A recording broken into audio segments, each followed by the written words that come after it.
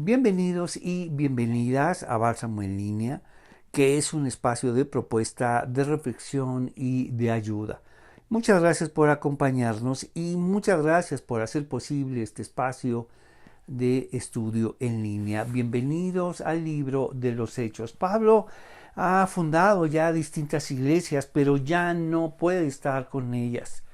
Incluso tiene que despedirse de algunas iglesias para seguir sus viajes misioneros.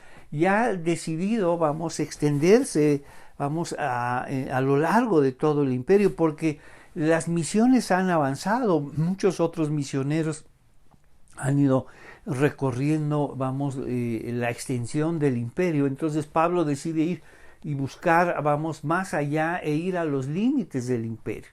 Por eso no sabe si va a poder regresar o no, sabe que las cosas también se están poniendo complicadas, entonces decide convocar a los líderes de Éfeso, de la iglesia que él fundó. Estuvo ahí 3 años con ellos y estableció un liderazgo, pero finalmente ahora decide convocarlo porque ya no va a poder regresar y la única relación que tendrá con ellos es una relación epistolar, como tiene ahora con las distintas iglesias.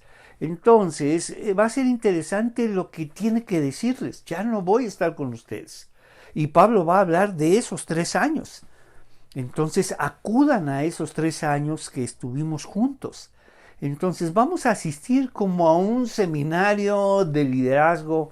Vamos con los líderes de Éfeso. Va a ser muy interesante. Entonces vámonos a Hechos 20, versículo 17. Entonces, ¿recuerdas que hay unas claves interesantes cuando se habla de ellos? Cuando el narrador está hablando de ellos, de Pablo y sus compañeros, a cuando habla de nosotros. Entonces pasa de tercera persona ellos a primera persona nosotros. Pablo y sus compañeros llegaron a Mileto o nosotros llegamos a Mileto. ¿Cuál sería la diferencia? El narrador está incluido en este fantástico grupo, de misioneros que nos lleva a comprender el mundo misionero, cómo funciona y cómo Pablo tuvo que decidir esta relación tan especial con el Espíritu Santo y no solamente a través de él. Recuerda, el Espíritu Santo está en los otros creyentes. Y siempre hay distintas voces y una de las cosas que vamos a aprender es que el Espíritu Santo no siempre trabaja en consenso. Bueno, a todos nos ha mostrado esto y que eso significa que la dirección es por acá. No siempre es así. Dios trabaja de distintas maneras, algunas veces consenso, pero esencialmente nos habla de forma personal, individual. Tiene un proyecto, que tu proyecto se una o que te lleve a unirte con otras personas, esa es otra cosa. Pero esencialmente es un llamado personal al trabajo de comunidad, a integrarte, Entonces, eso es lo que Pablo va a enfrentar, porque va a recibir distintos llamados del Espíritu Santo. Entonces, él tiene que decidir. Nos dice, cuando llegamos a Mileto, no cuando llegan, significa que el narrador ahora está incluido en este grupo. Nos dice, Pablo envió un mensaje a los ancianos de la iglesia de Éfeso para pedirles que vinieran a su encuentro. Y eso es fantástico. Vamos a ingresar a este encuentro, a esta conversación, a estos discursos que todos ellos recordaron. Esencialmente el narrador, por supuesto, estaba presenciando esto. Entonces, recuerda, Pablo les dirá, ya no los volveré a ver, así que tienen que recordar esto.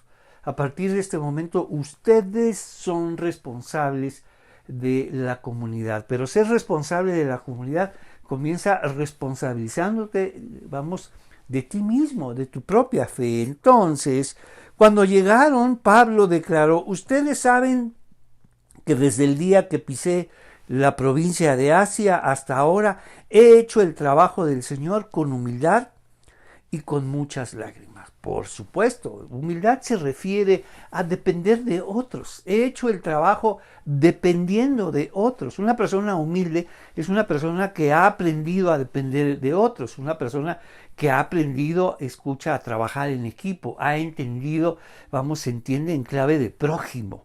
Vamos, una persona con falta de humildad, una persona soberbia, siempre está trabajando en un sentido, su vida es individualista, solo él y él y él, su proyecto, sus cosas, su vida y ya. Pero la humildad, que es todo lo contrario, recuerda, es este sentido de depender, no solo depender, sino ayudar a otros y apoyarse en otros, apoyar a otros. Esta visión de prójimo, de convertirse en prójimo para los otros. No solo vamos a ser prójimos, sino convertirse en prójimo para otros. Y siempre está trabajando equipo. Por eso Pablo dice, he trabajado con humildad, he trabajado con todos ustedes, con la ayuda de mucha gente, con las oraciones de otros, con el apoyo de mucha gente. Eso significa humildad. Una persona humilde, recuerda, es una persona que sabe y entiende, vamos, que trabaja con otras personas, que sabe trabajar con otras personas. Las personas soberbias normalmente terminan solas porque les resulta muy difícil trabajar con los demás y su argumento es que los demás no me entienden, son muy complicados y por eso terminan solas.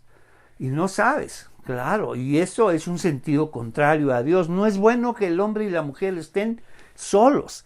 El llamado de Dios siempre es un sentido de comunidad, de grupo, de equipo, de trabajar juntos, de prójimo, esta visión de prójimo, de acercarnos a los demás, de conectarnos a los demás. Y eso es lo que Pablo está diciendo.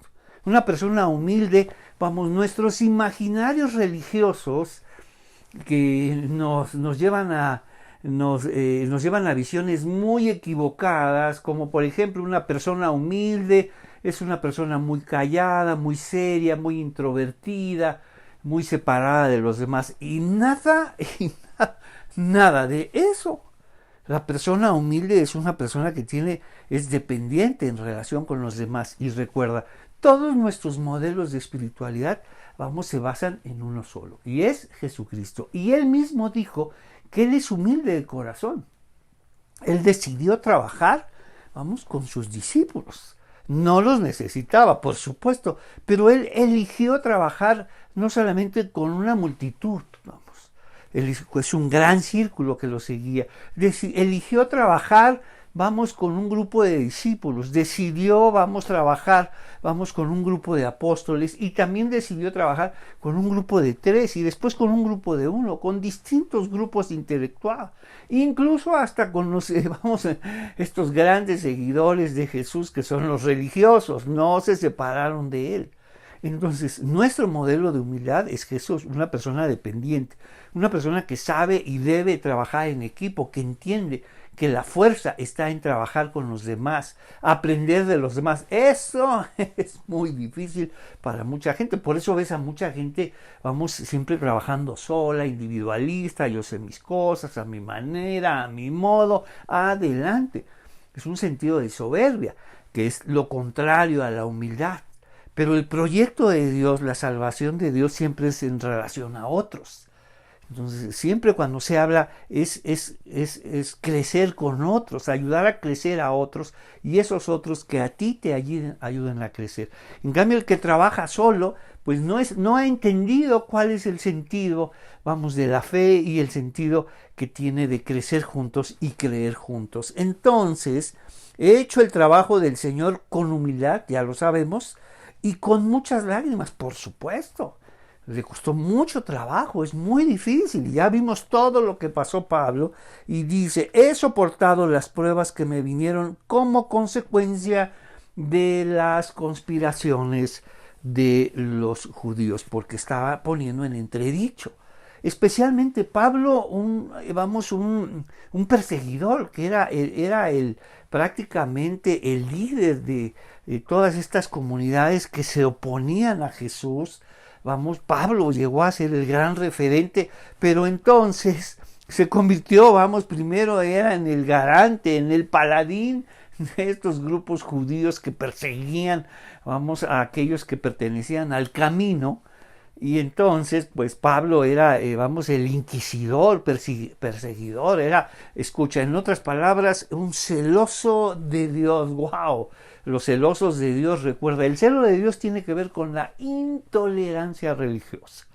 Y eso es un deporte nacional en las iglesias cristianas. Asumen que entre más celoso de Dios, pues está más cerca de Dios, cuando en realidad está lejos. Un intolerante está lejos del plan de Dios. Un intolerante, entre más, y asumimos que es entre más celoso, está más cerca. Y déjame decirte que es todo lo contrario. Si alguien era celoso, era Pablo. Pero en realidad era un intolerante. Es la intolerancia, disfrazada, es de religión, de fe y de convicciones. Entonces, si alguien era, celoso de Dios, es decir, intolerante, era Pablo. Y en realidad él asumía que estaba cerca de Dios, pero estaba muy, muy lejos. Y peor de todo, venía en sentido contrario. Y Dios le vino a mostrar, vienes en sentido contrario. Vamos en sentido contrario a Dios. Él asumía que estaba cerca de Dios y protegiendo a Dios y estaba haciendo todo lo contrario. Entonces, cada vez que vemos personas intolerantes o celosas religiosamente y asumimos que están muy, muy cerca, déjame decirte que están lejos. La intolerancia nos aleja de todo, de Dios, de los demás, de nuestra familia, de nuestros amigos y de todos. Esa es una manera segura, muy segura de terminar solos. ¿Quieres terminar solo? Sé un intolerante, sé un celoso religioso y terminas viviendo en una ermita en el desierto, como muchos lo hicieron. De ahí viene toda esta tradición de los santos y las ermitas. ¡Wow! Y la gente se siente impresionada. Mira, él es un santo. ¿Y por qué? Porque vive solo. No, una persona intolerante. Dios no tiene nada que ver con ello. Si algo nos muestra, nuestro modelo de espiritualidad, recuerda, es un sentido de comunidad. Porque de otra manera Jesús hubiera trabajado solo y olvídense y no los necesito porque con estos discípulos, no, adiós. Entonces los círculos con los que trabajaba Jesús eran multitudes, discípulos, apóstoles y Pedro, Juan y Jacobo y después Juan. O sea, él decide los círculos con los que trabajaba y también los indispensables, los religiosos que nunca se apartaron de él. Entonces, esa es la forma. Y déjame decirte que hay mucho individualismo en el pueblo de Dios. Muchísimo individualismo. No han entendido y quieren trabajar solo. Yo quiero abrir esto y abrir. ¿Sabes cuándo va a suceder? Nunca. Entonces nos dice: he hecho el trabajo del Señor con humildad y con muchas lágrimas. He soportado las pruebas que me vinieron como consecuencia de las conspiraciones judías. Entonces, ¿por qué venían conspiraciones? Porque el gran perseguidor se convirtió. ¿Cómo es eso? El gran, inquisidor se convirtió en predicador. Entonces eso era un problema para todas las comunidades judías. Si Pablo fue el gran celoso de Dios, el gran intolerante, no toleraba nada que no fuera, la poderosa tradición sacerdotal, el templo y la poderosa tradición de sabiduría que es la sinagoga. Entonces, sí, para él era, escucha esta palabra. Para mucha gente Pablo era el inconvertible. No, todos se van a convertir menos Pablo, todos. Es el inconvertible, porque era el perseguidor. ¿Y qué crees que pasó? Ya sabes la historia. Se convirtió. Y eso fue un problema para ellos. Entonces, cuestionó la conversión de Pablo, cuestionó todo ese sistema de fe religioso, intolerante, fundamentalista. Dices, entonces, si él se convirtió, entonces, ¿qué significa? No significa nada, no. Pero Pablo se convirtió. Entonces, eso significa que probablemente estamos haciendo... No, estamos haciendo bien las cosas. Lo que tenemos que hacer es muy sencillo. Lo que siempre hemos hecho, tenemos que eliminar a Pablo. Entonces, él sabe de esas conspiraciones. Nunca me eché para atrás a la hora de decirles lo que necesitaban oír, ya fuera en público o en casa. He tenido un solo mensaje para los judíos y los griegos por igual. Y esto era insoportable. Mira lo que está diciendo. Un mismo mensaje para los judíos y para los griegos. Un mismo mensaje para los judíos, pertenecientes a Judea y un mismo mensaje para los judíos. Escucha, vamos, que están a lo largo del imperio, que también son llamados griegos. Pero es lo mismo, también un mismo mensaje para los judíos y para los gentiles. Entonces, cuando está diciendo eso, está haciendo iguales a los judíos como los gentiles. Eso era insoportable. Pues nosotros no somos gentiles, somos el pueblo de Israel, sí, pero el pueblo de Dios es otra cosa. Son dos cosas distintas, el pueblo de Israel y el pueblo de Dios. Lo ha señalado muchas veces. No todo el que nace en Israel, no todo el que nace, vamos, del linaje de Abraham, es del pueblo de Dios. El pueblo de Israel, entonces, es una señal que apunta hacia algo más grande, que es el pueblo de Dios.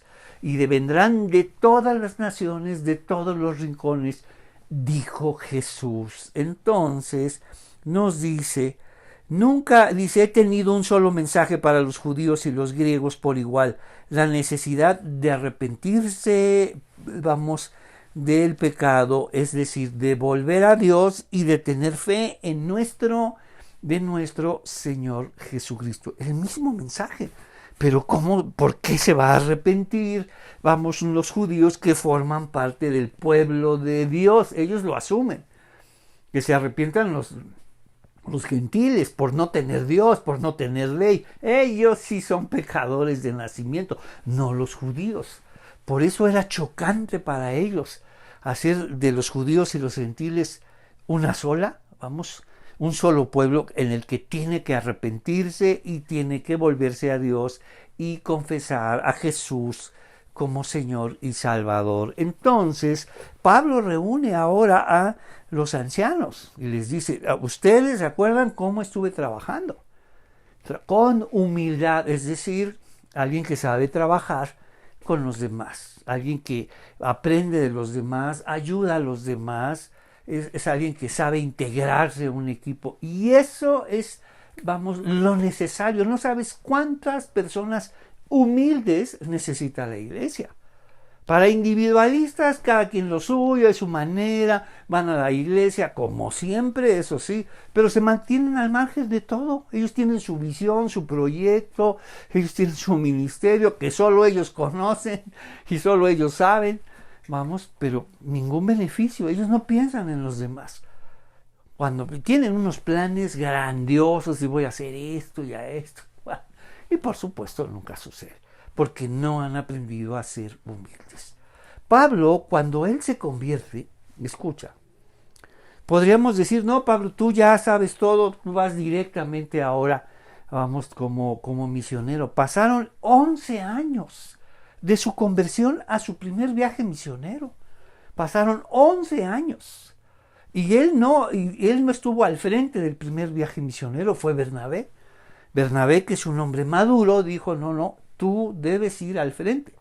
Pero el primer viaje misionero fue, vamos, de ayudante, ayudaba a Bernabé como maestro. Pero pasaron 11 años. Casi 15 cuando le tocó ya su primer viaje misionero. Y ahorita estamos acercándonos ya, ya pasaron 28 años de conversión, ya casi 30 años de conversión. Entonces, él mejor que nadie sabe lo que es humildad. Si algo necesita, las iglesias son líderes humildes.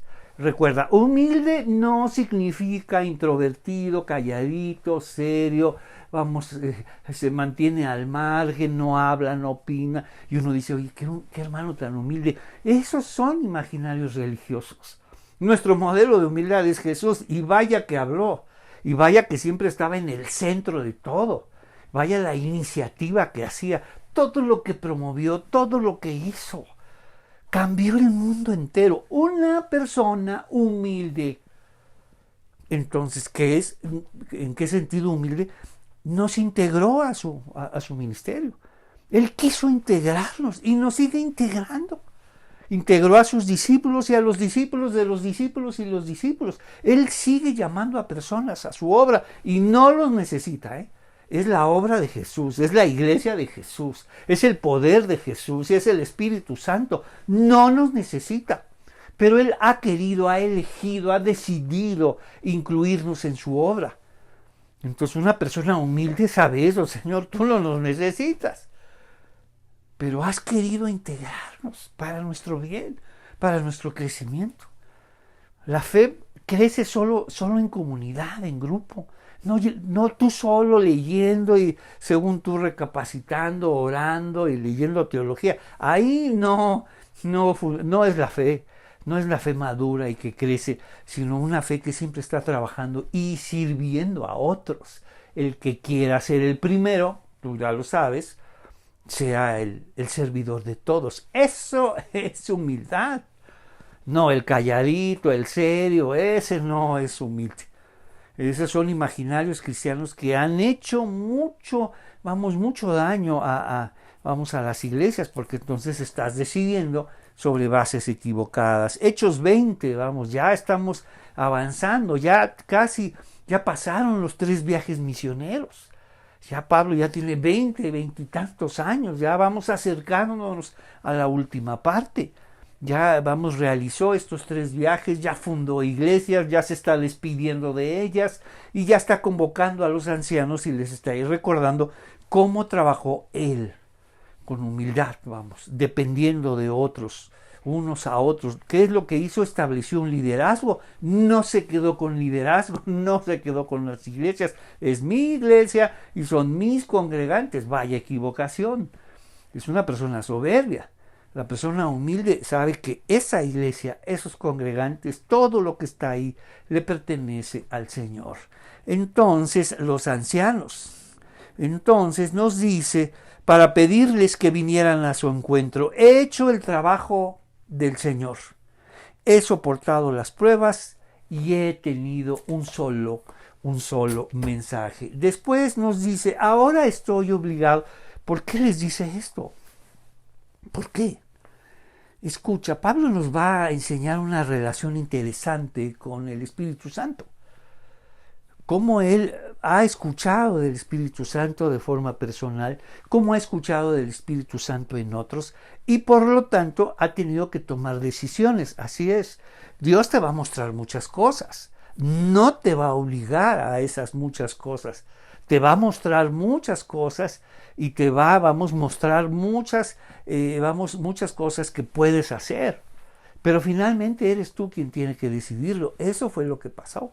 El Espíritu Santo le estaba mostrando algunas cosas, como por ejemplo, no vayas ahí, no vayas acá y acá, sino finalmente ahí decidió obedecer y decir, es cierto, vámonos en esta dirección.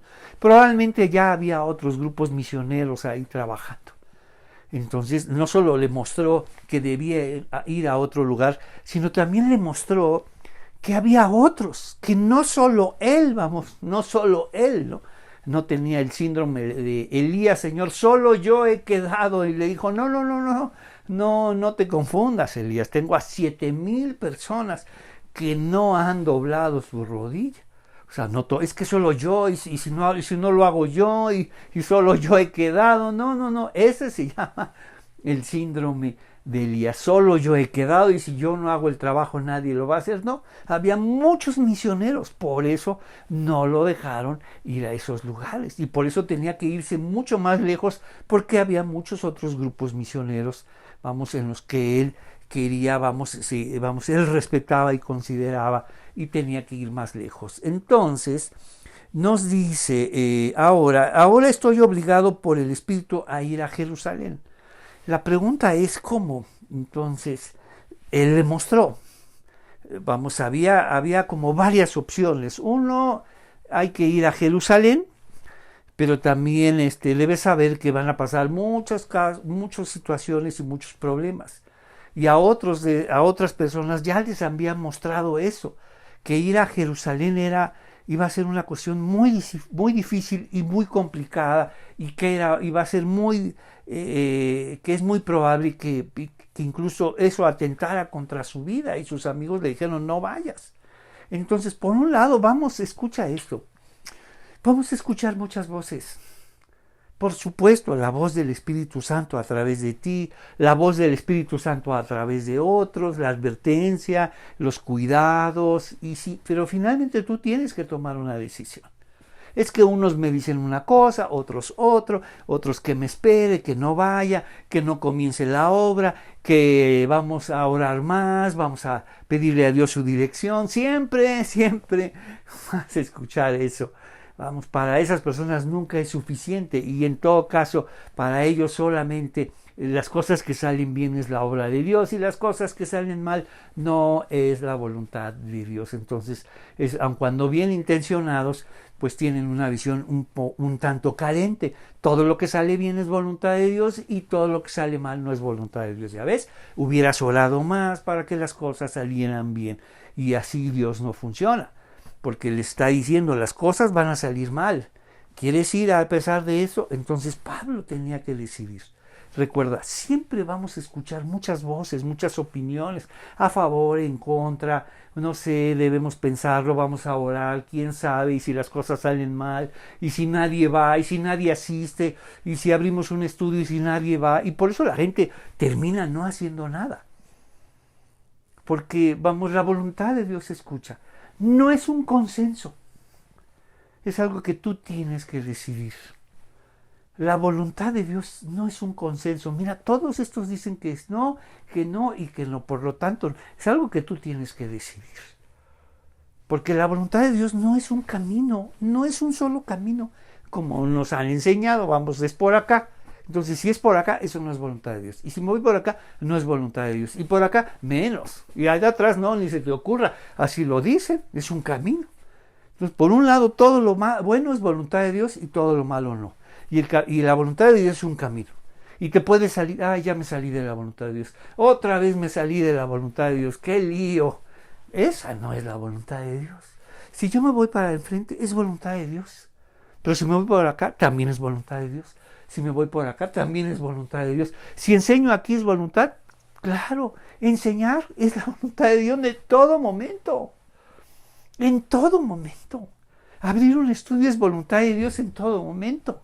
Abrir, vamos, un proyecto, un ministerio, trabajar con un grupo de personas, hombres, mujeres, jóvenes y niños, por supuesto que siempre es voluntad de Dios. Las cosas pueden complicarse por muchas razones, porque el mundo es complicado y el mundo siempre es contrario a los planes de Dios. ¿Qué no lo sabes? El imperio siempre va a estorbar los planes de Dios. Entonces, lo que es natural, vamos, es que siempre vamos a encontrar, complicaciones, por supuesto, porque el mundo es contrario a la voluntad de Dios. Pero la voluntad de Dios es más grande que un camino. Es que quiero que todas las cosas me salgan bien. No, entonces no hagas nada. Porque todos los que han trabajado en la obra de Dios siempre han enfrentado muchísimas dificultades. ¿No quieres enfrentar dificultades? Mejor quédate ahí en tu congregación hasta atrás y ahí sí no vas a enfrentar ninguna dificultad. Pero la obra de Dios, por naturaleza, por supuesto, enfrentará siempre dificultades, oposición, descrédito, porque es el mundo, es el imperio. El imperio va en sentido contrario, los valores del imperio.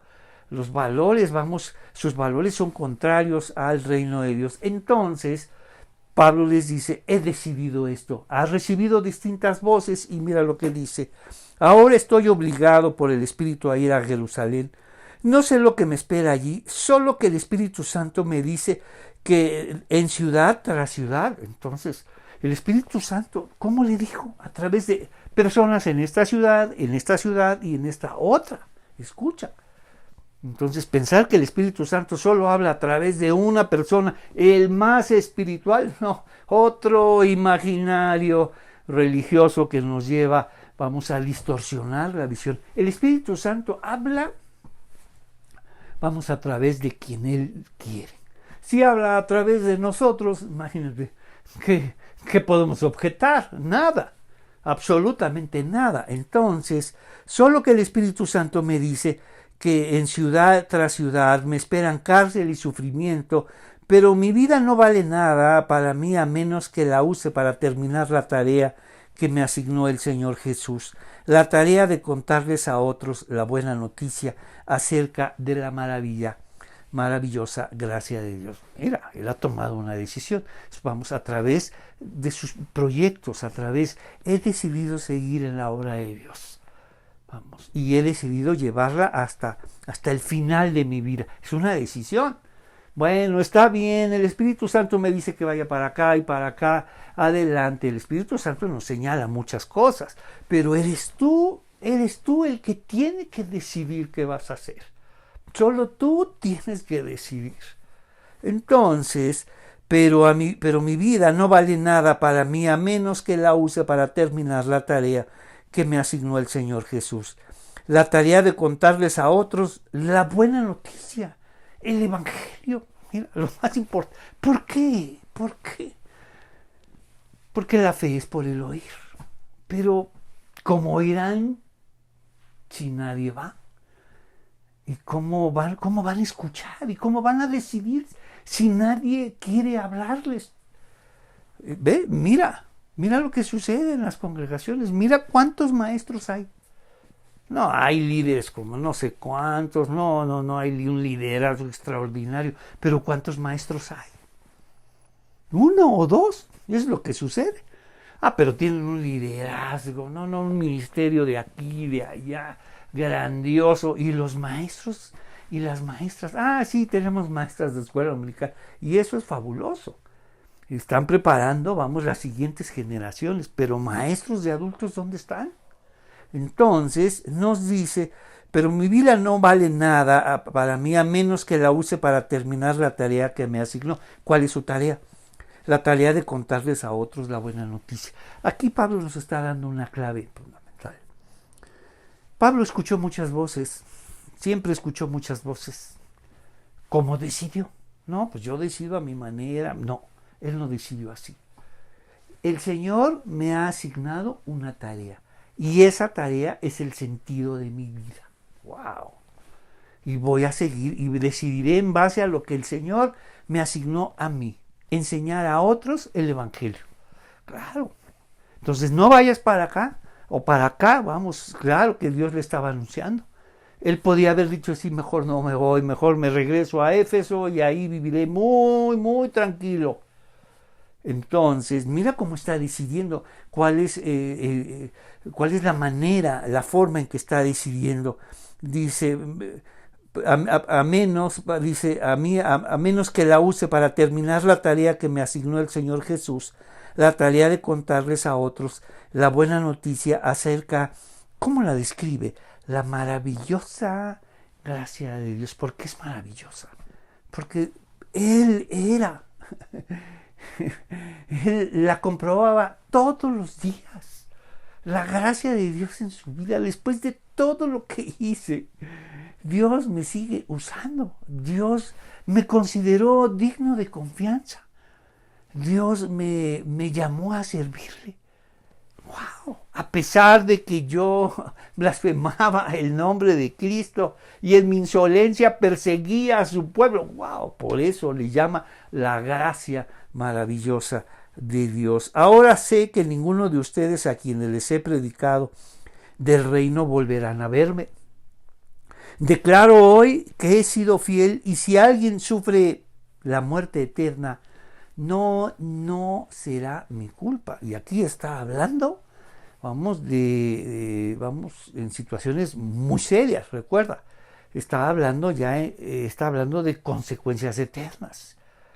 Una cosa es, la Biblia nos muestra como 3 clases de muerte: la muerte física, la muerte espiritual y la muerte eterna, la separación eterna de Dios. Wow. Entonces, ¿y de dónde viene? Yo he predicado el Evangelio, pero aquella persona que se ha rehusado toda su vida y muere, separado del Señor, déjame decirte que pues su destino es la muerte eterna, porque la palabra muerte significa separación. La muerte física, se separa el cuerpo del espíritu. La muerte eterna, la muerte espiritual, estamos separados de Dios. Y la muerte eterna, separados eternamente de Dios. Entonces, ahora sé que ninguno de ustedes a quienes les he predicado del reino volverá a verme. Declaro hoy que he sido fiel y si alguien sufre la muerte eterna, no será mi culpa, porque no me eché para atrás a la hora de declarar todo lo que Dios quiere que sepan. ¿Cuál es el sentido? Dios me ha mandado vamos a enseñar y hablar del Evangelio. ¿Y cuál es el sentido final para que las personas puedan elegir la vida eterna? Y vamos a evitar entonces la muerte eterna.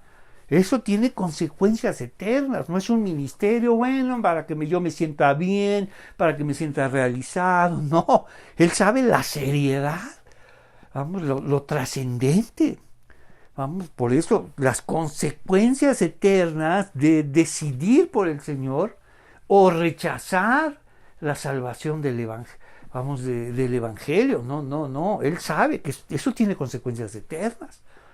Y por eso dice, yo prediqué una y otra vez, y todos los que venían y hablaban, yo hablé y les expliqué todo lo que ahora entiendo de las escrituras leídas en clave de Jesús. Entonces, vamos a nuestra segunda división. El Espíritu Santo te va a decir muchas cosas a través de distintas personas, ¿no sabes?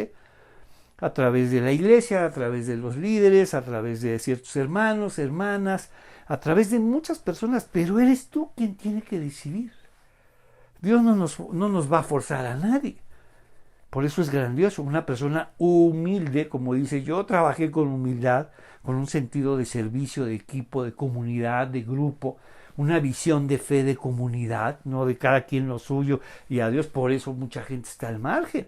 Por eso la congregación siempre es espectadora, va y viene, y si no me gustó me voy a otra iglesia, me voy para allá, me voy aquí, luego regreso acá.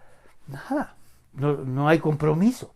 Son los discípulos, vamos, aquellos que ahora han entendido, pasan de la arrogancia, de la soberbia, a la humildad. Entonces, el Espíritu Santo, estoy obligado por el Espíritu Santo, solo que el Espíritu Santo me dice la tarea que me asignó el Señor Jesús. He predicado el reino. Entonces, ellos dirán, ¿y qué vamos a hacer nosotros? ¿Qué vamos a hacer nosotros? Entonces, nos dice, entonces, cuídense a sí mismos. Es el cuidado más importante. Es que lo más importante es la iglesia, lo más importante son las ovejas, son los ministerios. No es así. Lo más importante eres tú. Porque si algo te pasa, afectas a muchísimas personas. Y eso es lamentable. Afectar a mucha gente por no cuidarte a ti mismo. Y eso es muy lamentable. Entonces, cuídense a sí mismos y cuiden entonces al pueblo de Dios. ¿Qué es lo que tenemos que hacer? Enseñar. ¿Cuál es la manera de cuidar al pueblo de Dios? Es enseñarlos, pastorearlos, alimentarlos. Son estas grandiosas imágenes, pastoriles, que tienen que ver con la enseñanza, ¿no? Alimentarlos, pastorearlos, es alimentar esta imagen. ¿Cuál es la función principal del liderazgo sino la enseñanza? Ahí está la verdadera autoridad. Entonces, cuídense a sí mismos y cuiden al pueblo de Dios y alimenten y pastoreen al rebaño de Dios.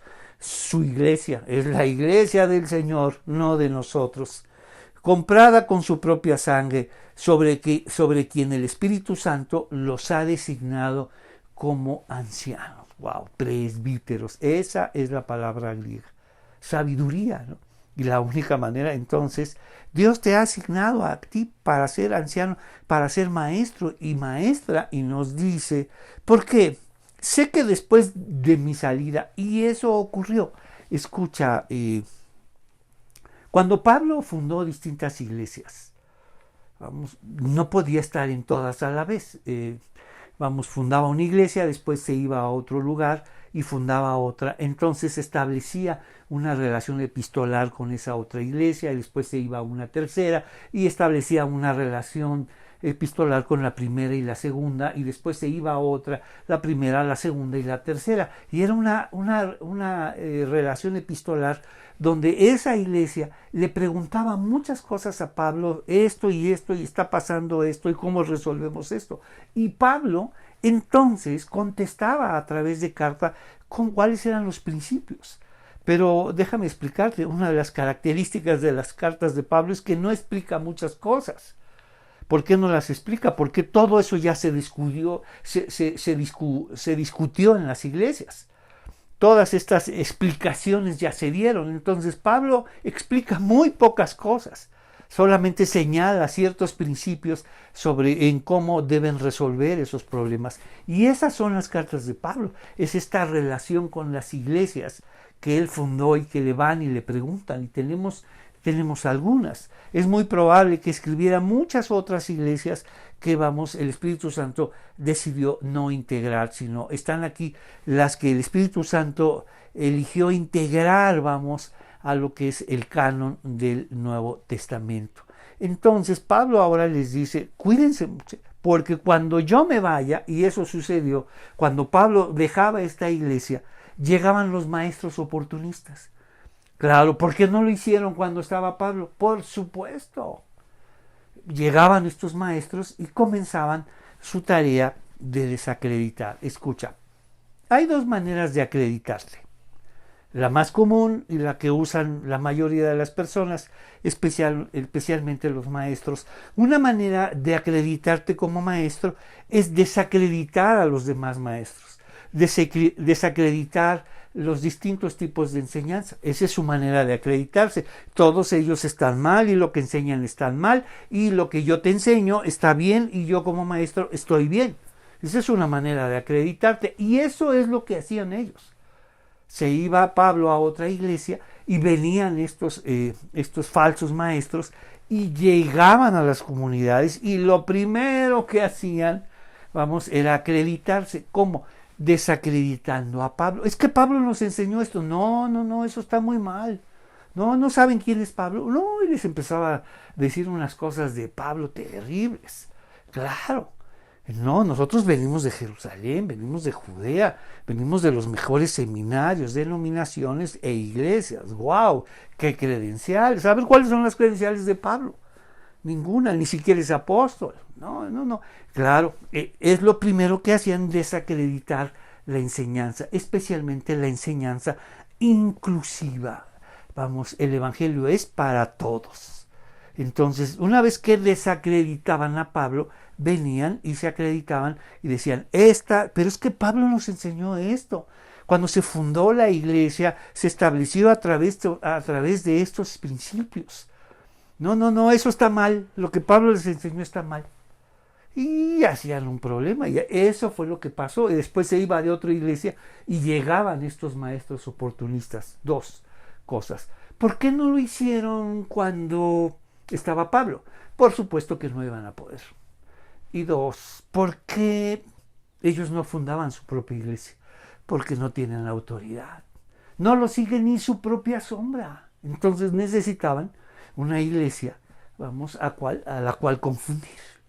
Entonces, hay dos maneras de acreditarnos: desacreditar a todos los maestros, que eso otro deporte nacional en las iglesias, o acreditar las otras enseñanzas.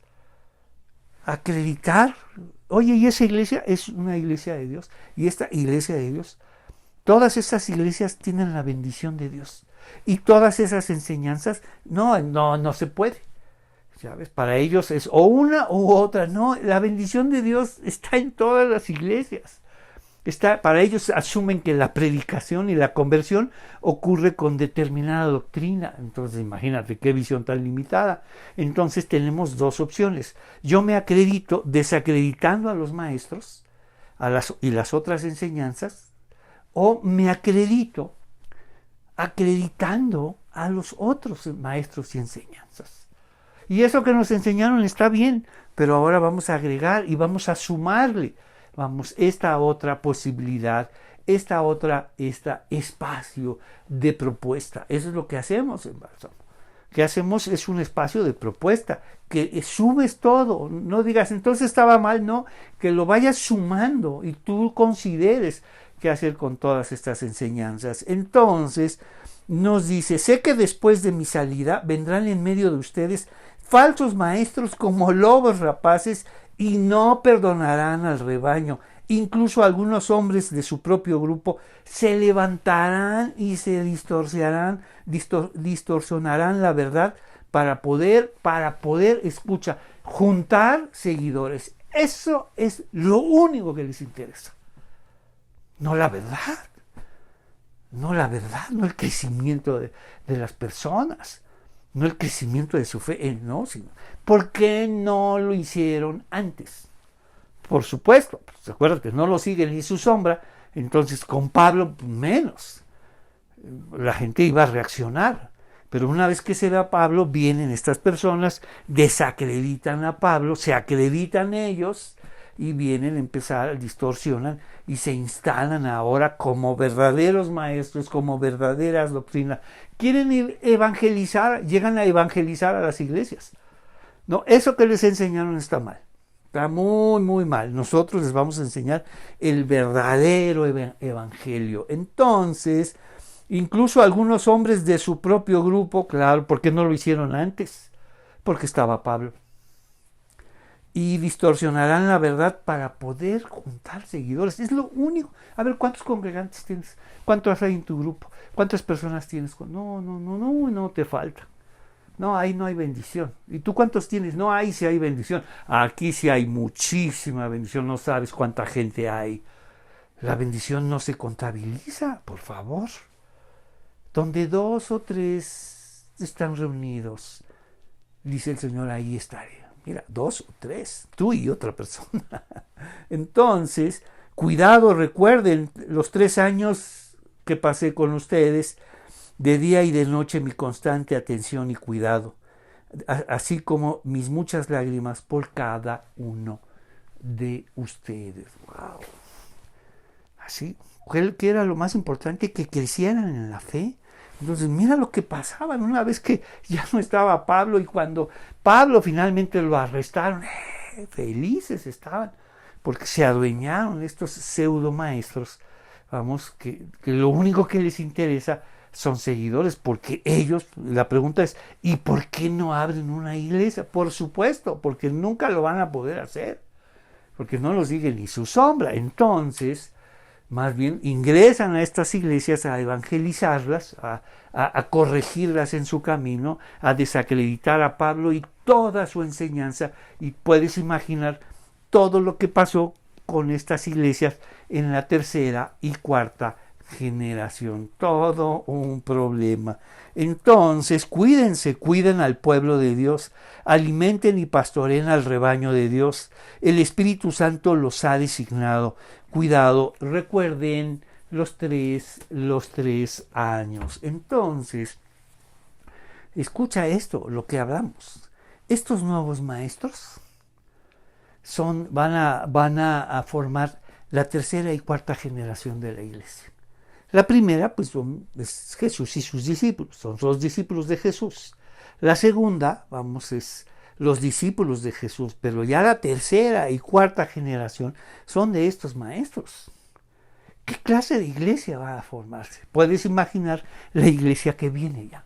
Nos dice así, recuerda, sé que después de mi salida vendrán en medio de ustedes falsos maestros.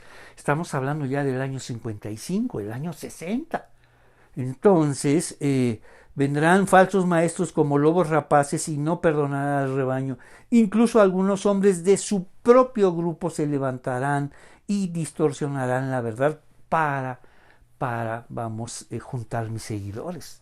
Pablo ya no regresó a esas iglesias.